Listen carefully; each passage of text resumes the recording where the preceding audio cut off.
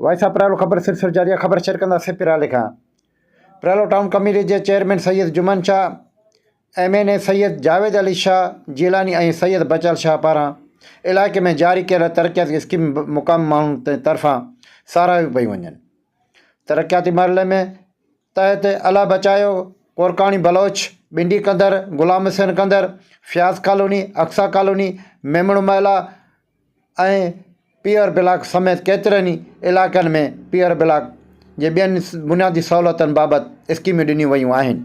मुक़ामी रवासिन मुतालबो कयो आहे त मनसूबत पिराले में सहूलियतुनि जी खोट खे घटाई में मदद ईंदी।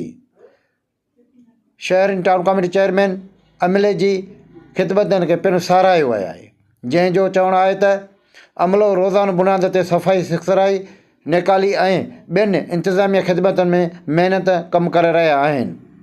शहरी town committee chairman Syed Juman Shah जे ख़िदमतनि खे पिणु साराहियो आहे ऐं उन्हनि चयो आहे त उमेदूं आहिनि त इनशा अॻिते बि ॿियनि में रहियल कमनि खे वाखाण मिलंदी।